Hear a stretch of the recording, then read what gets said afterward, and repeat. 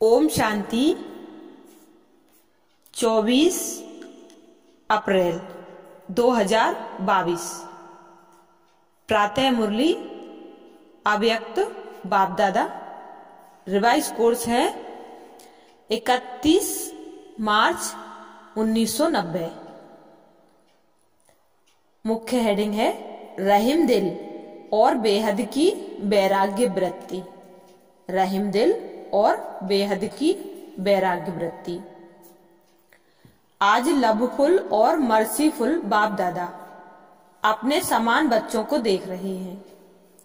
आज बाप दादा विश्व के सर्व अनजान बच्चों को देख रहे थे। भले अनजान हैं लेकिन फिर भी बच्चे हैं।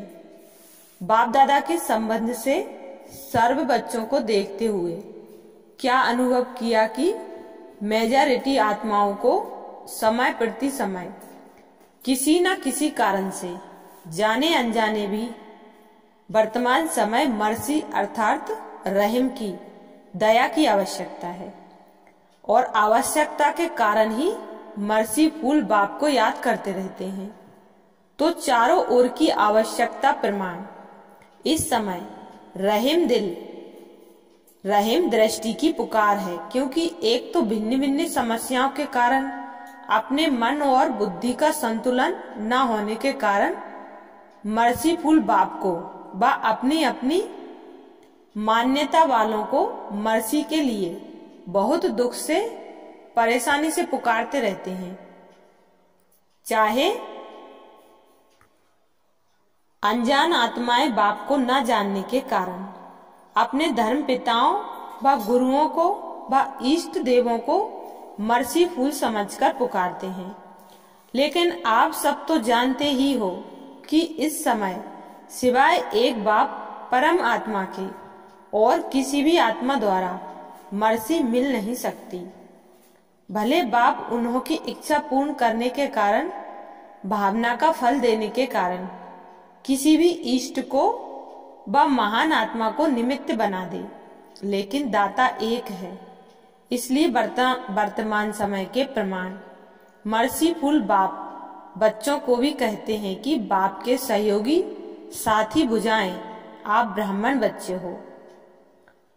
बाप बच्चों को भी कहते हैं कि बाप के सहयोगी साथी बुझाएं, आप ब्राह्मण बच्चे हो। तो जिस चीज की आवश्यकता है वह देने से प्रसन्न हो जाते हैं। तो मास्टर मर्सीफुल बने हो। आपके ही भाई बहन हैं, चाहे सगे हैं व लगे हैं, लेकिन हैं तो परिवार के। अपने परिवार की अनजान परेशान आत्माओं के ऊपर रहीम दिल बनो। अपने परिवार की अनजान परेशान आत्माओं के ऊपर रहीम दिल बनो। दिल से रहीम आए। विश्व की अनजान आत्माओं के लिए भी रहीम चाहिए और साथ साथ ब्राह्मण परिवार के पुरुषार्थ की तीव्र गति के लिए व स्वोन्नति के लिए रहीम दिल की आवश्यकता है। स्वोन्नति के लिए 100 पर जब रहीम दिल बनते हैं तो रहीम दिल आत्मा को सदा बेहद की वैराग्य वृत्ति स्वतः ही आती है। 100 के प्रति भी रहीम हो कि मैं कितनी ऊंच बाप की वही आत्मा हूँ और वही बाप समान बनने के लक्ष्यधारी हूँ। उस प्रमाण ओरिजिनल श्रेष्ठ स्वभाव व संस्कार में अगर कोई कमी है तो अपने ऊपर दिल का रहीम कमियों से वैराग्य दिला देगा। बाप दादा आज यही रूह रिहान कर रहे थे कि सभी बच्चे नॉलेज में तो बहुत होशियार हैं, पॉइंट स्वरूप तो बन गए हैं, लेकिन हर कमजोरी को जानने की पॉइंट्स है। जानते भी हैं कि यह होना चाहिए, करना नहीं चाहिए, यह जानते हुए भी पॉइंट स्वरूप बनना और जो कुछ व्यर्थ देखा सुना और अपने से हुआ उसको फुल स्टॉप की पॉइंट लगाना नहीं आता है। पॉइंट्स तो हैं, लेकिन पॉइंट स्वरूप बनने के लिए विशेष क्या आवश्यकता है? अपने ऊपर रहीम और औरों के ऊपर रहीम। भक्ति मार्ग में भी सच्चे भक्त होंगे व आप भी सच्चे भक्त बने हो। आत्मा में रिकॉर्ड भरा हुआ है ना। तो सच्चे भक्त सदा रहम दिल होते हैं, इसलिए वे पाप कर्म से डरते हैं। बाप से नहीं डरते लेकिन पाप से डरते हैं, इसलिए कई पाप कर्म से बचे हुए रहते हैं। तो ज्ञान मार्ग में भी जो यथार्थ रहम दिल हैं, उसमें 3 बातों से किनारा करने की शक्ति होती है। जिसमें रहम नहीं होता वे समझते हुए जानते हुए तीनों बातों के परवश बन जाते हैं। वह तीनों बातें हैं अलबेलापन, ईर्ष्या और घृणा। कोई भी कमजोरी व कमी के कारण 90% यह तीनों बातें होती हैं। और जो रहमदिल होगा वह बाप के साथ ही धर्मराज की सजा से किनारा करने की शुभ इच्छा रखते हैं। जैसे भक्त डर के मारे अलबेले नहीं होते, ऐसे ब्राह्मण आत्माएं बाप के प्यार के कारण धर्मराजपुरी से क्रॉस न करना पड़े इस मीठे डर से अलबेले नहीं होते हैं। बाप का प्यार उससे किनारा करा देता है। अपने दिल का रहम अलबेलापन समाप्त कर देता है। और जब अपने प्रति रहम भावना आती है तो जैसी वृत्ति जैसी स्मृति और वैसी सर्व ब्राह्मण सृष्टि के प्रति स्वतः ही रहमदिल बनते हैं। यह है यथार्थ ज्ञान युक्त रहम। बिना ज्ञान के रहम कभी नुकसान भी करता है, लेकिन ज्ञान युक्त रहम कभी भी किसी आत्मा के प्रति ईर्ष्या व घृणा का भाव दिल में उत्पन्न करने नहीं देगा। ज्ञान युक्त रहम के साथ साथ स्वयं की रूहानियत का रुहाब भी आवश्यक होता है। अकेला रहम नहीं होता, लेकिन रहम और रुहाब दोनों का बैलेंस रहता है। अगर ज्ञान युक्त रहम नहीं है, साधारण रहम है, तो किसी भी आत्मा के प्रति चाहे लगाव के रूप से चाहे किसी भी कमजोरी से उसके ऊपर प्रभावित हो सकते हैं।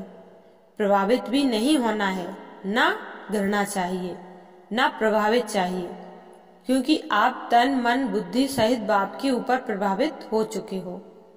जब मन और बुद्धि एक के तरफ और ऊंचे तरफ प्रभावित हो चुकी तो फिर दूसरे के ऊपर प्रभावित हो कैसे सकते? अगर दूसरे के ऊपर प्रभावित होते हैं तो उसको क्या कहेंगे? दी हुई वस्तु को फिर से स्वयं यूज करना, उसको कहा जाता है अमानत में ख्यानत। जब मन बुद्धि दे दिया तो फिर आपकी रही कहाँ जो प्रभावित होते हो? जब मन बुद्धि दे दिया तो फिर आपकी रही कहाँ जो प्रभावित होते हो? बाप के हवाले कर दिया है या आधी रखी है, आधी दी है?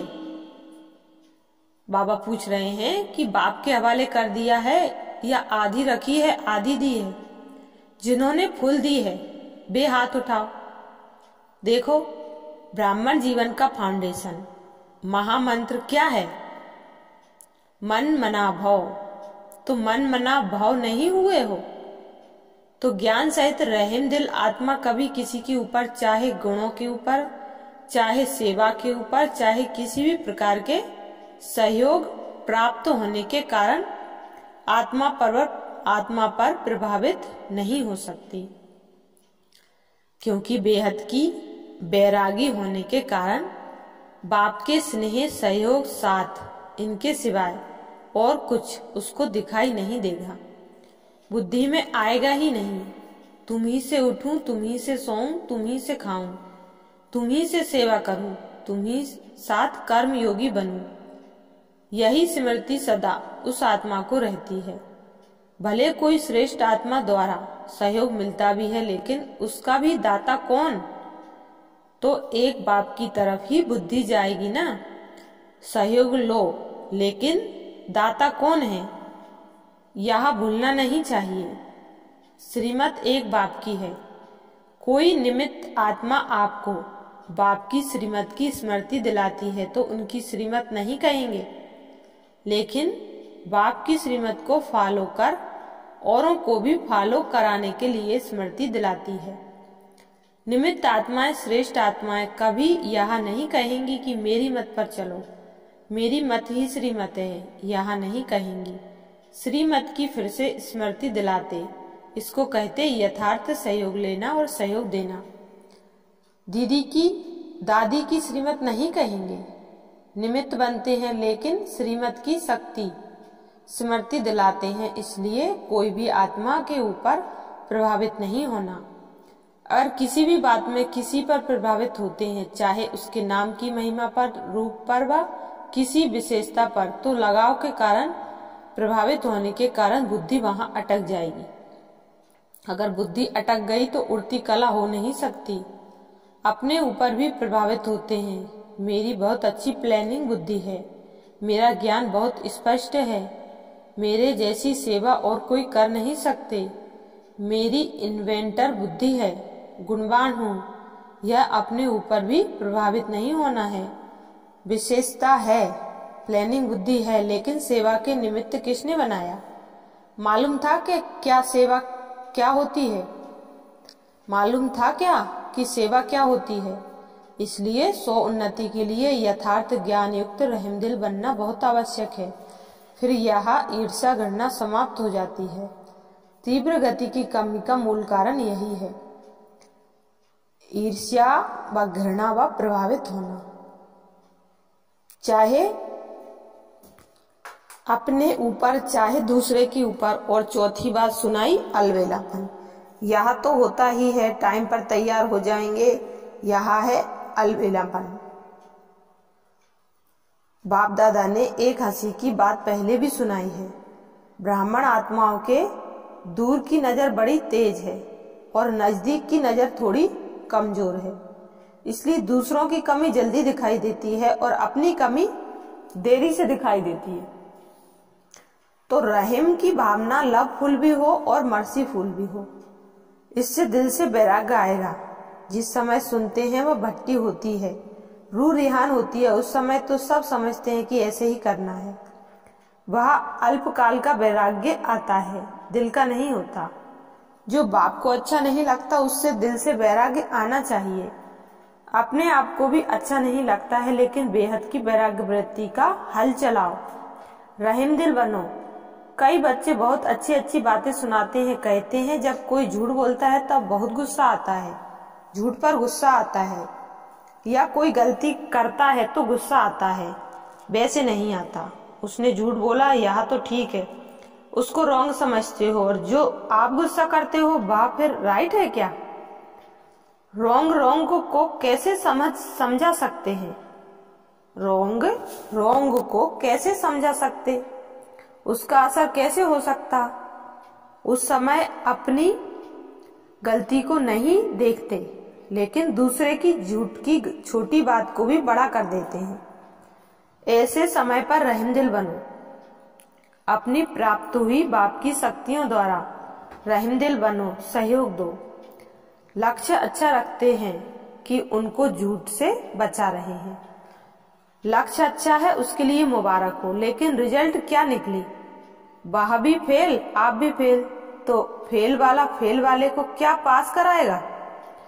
कई फिर समझते हैं हमारी जिम्मेवारी है उसको अच्छा बनाना, आगे बढ़ाना, लेकिन जिम्मेवारी निभाने वाला पहले अपनी जिम्मेवारी उस समय निभा रहे हो, या दूसरे को निभाते हो, या दूसरे की निभाते हो?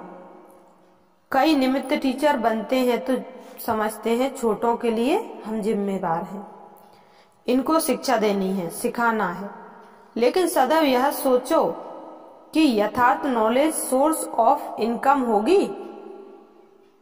अगर आपने शिक्षक की जिम्मेवारी से शिक्षा दी तो पहले यह देखो कि उस शिक्षा से दूसरे की कमाई जमा हुई, सोर्स ऑफ इनकम हुआ या सोर्स ऑफ गिरावट हुई।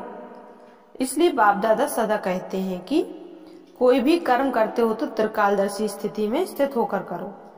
सिर्फ वर्तमान नहीं देखो, इसने किया इसलिए कहा, लेकिन उसका भविष्य परिणाम क्या होगा वह भी देखो। जो पास्ट आदि अनादि स्थिति ब्राह्मण आत्माओं की थी, अब भी है और आगे भी रहेगी, उसी प्रमाण है। तीनों काल चेक करो तो समझा बाप दादा क्या चाहते हैं। उन्नति तो करेंगे, लेकिन परिवर्तन क्या लाएंगे? चाहे महारथी हो चाहे नए हो, बाप दादा की एक ही शुभ आशा है, जितना चाहते हैं उतना अभी हुआ नहीं है। रिजल्ट तो सुनाएंगे ना। बाप दादा अल्पकाल का वैराग्य नहीं चाहते हैं। निजी वैराग्य आए, जो बाप को अच्छा नहीं लगता वह नहीं करना है, नहीं सोचना है, नहीं बोलना है। इसको बाप दादा कहते हैं दिल का प्यार। अभी मिक्स है, कभी दिल का प्यार है, कभी दिमाग का प्यार है। माला का हरेक मणका हरेक मणके के साथ समीप हो, स्नेही हो, प्रगति के लिए सहयोगी हो। इसलिए माला रुकी हुई है, क्योंकि माला तैयार होना अर्थात युगल दाने के समान एक दो के समीप स्नेही बनना। पहले 108 की माला बने तब दूसरी बने। बाप दादा बहुत बार माला तैयार करने के लिए बैठते हैं, लेकिन अभी पूरी ही नहीं हुई है। मणका मणके के समीप तब आता है, अर्थात बाप उसको प्रोता तभी है जब उस मणके को 3 सर्टिफिकेट हों। बाप पसंद, ब्राह्मण परिवार पसंद और अपने यथार्थ पुरुषार्थ पसंद। तीनों बातें चेक करते हैं तो मणका हाथ में ही रह जाता है, माला में नहीं आता। तो इस वर्ष कौन सा स्लोगन याद रखेंगे? त्रिमूर्ति बाप और विशेष तीनों संबंध द्वारा 3 सर्टिफिकेट लेना है और औरों को भी दिलाने में सहयोगी बनना है। माला का समीप मणका, माला का समीप मणका बनना ही है। तो सुना, 100 उन्नति क्या करनी है? जैसे ब्रह्मा बाप का फाउंडेशन नंबर 1 परिवर्तन में क्या रहा? बेहद का वैराग्य। जो बाप ने कहा वह ब्रह्मा ने किया, इसलिए विन करके 1 बन गए। अच्छा, बाप दादा यहाँ रिजल्ट देखेंगे। हर एक अपने को देखें, दूसरे को नहीं देखना है। कई समझते हैं सीजन का आज लास्ट डे है, लेकिन बाप दादा कहते हैं लास्ट नहीं है, माला बनने का फर्स्ट सीजन का दिन है। सभी को चांस है। अभी माला के मन के प्रोएंगे नहीं, फिक्स नहीं हुए हैं। 3 सर्टिफिकेट लो और पिरो जाओ। जितना प्रत्यक्ष सबूत देने वाले प्रत्यक्ष चेहरे और चलन में देखेंगे, उतना फिर से नई रंगत देखेंगे।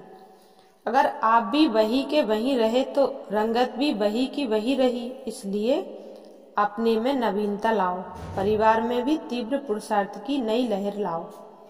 फिर आगे चलकर कितने वंडरफुल नज़ारे देखेंगे। जो अब तक हुआ वह बीता। अभी हर कर्म में नया उमंग, नया उत्साह। इन पंखों से उड़ते चलो।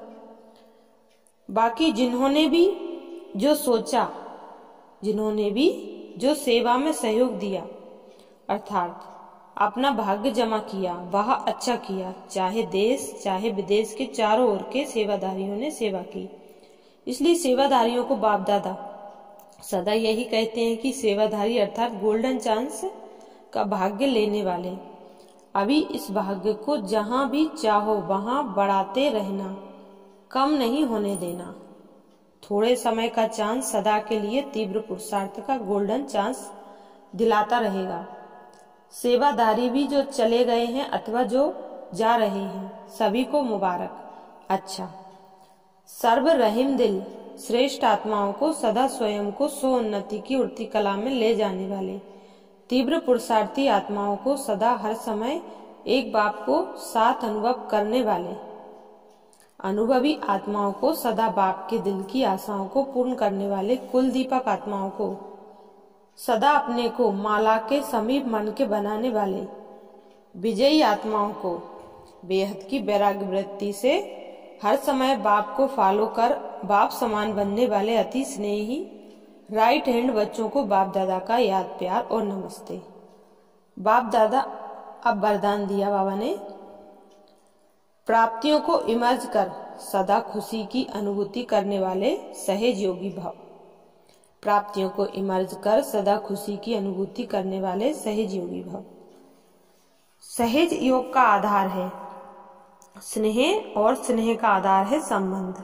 संबंध से याद करना सहज होता है। संबंध से ही सर्व प्राप्तियां होती हैं। जहाँ से प्राप्ति होती है मन बुद्धि वहाँ सहज ही चली जाती है। इसलिए बाप ने जो शक्तियाँ का, ज्ञान का, गुणों का, सुख शांति आनंद प्रेम का खजाना दिया है, जो भी भिन्न भिन्न प्राप्तियां हुई हैं उन प्राप्तियों को बुद्धि में इमर्ज करो तो खुशी की अनुभूति होगी और सहज योगी बन जाएंगे। स्लोगन है, जो सर्व प्रश्नों से पार रहते हैं वही प्रसन्न चित्त रहते हैं। जो सर्व प्रश्नों से पार रहता है वही प्रसन्न चित्त रहता है। ये थे आज के अव्यक्त महावाक्य। शुक्रिया बाप दादा, शुक्रिया आप सभी का। ओम शांति।